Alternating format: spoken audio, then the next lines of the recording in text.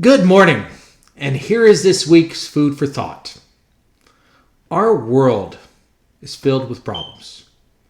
Life is filled with guns and wars. Life is filled with sickness, illness, sadness, sorrow, worry, fear, grief, pain. And the world is filled with all these things. And how does that affect us to be a godly example? What should we do as a godly example for those that are weak, to those that are struggling, to those that are dealing with so many different things in life? Maybe, just maybe, that might even be us. We may be some of the people that are dealing with those things. You see, it is so important to come in fellowship, to come in support and encouragement, to be there for one another. In the book of Acts is a great book to read through.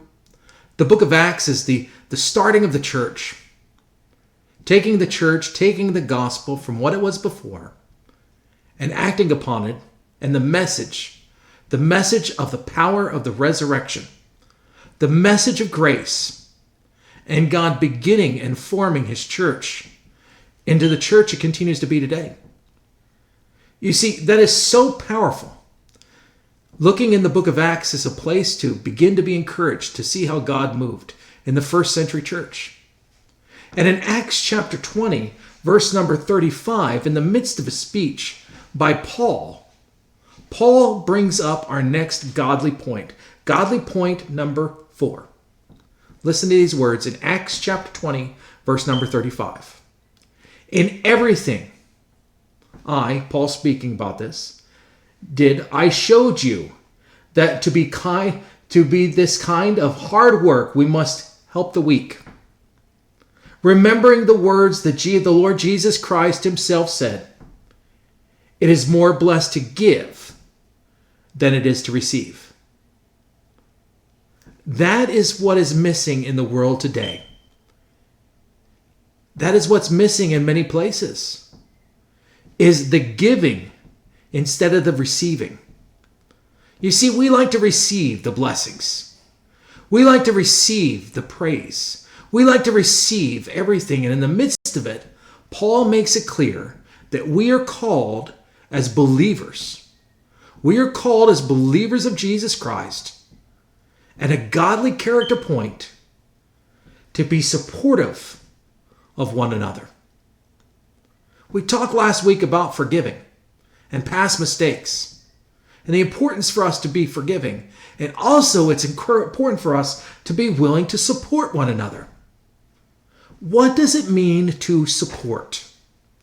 Well, you see, the word support is providing encouragement or emotional help. To encourage one another. We live in the world that is very easy to be critical, very easy to be judgmental, very easy to focus in on the negative. But what we are called to do as citizens of the heavenly kingdom, we are called to support one another. To support one another when? In the midst of our trials, in the midst of our tribulations, in the midst of our worries, in the midst of our fears, and in the midst of embracing God's grace. To support one another when things are hard. To support one another without judgment or without criticism, but being there to encourage one another. Being, shall we say, one another's cheerleader. An opportunity to stop and to be there to lift one another up. To be there to encourage. To be there to help. I want you to look around this week. I want you to stop and think, how can I help others? Ask God to open your eyes. Ask God to open your ears. And ask God to open your mind and your heart, so that you may be able to see people the way he sees them.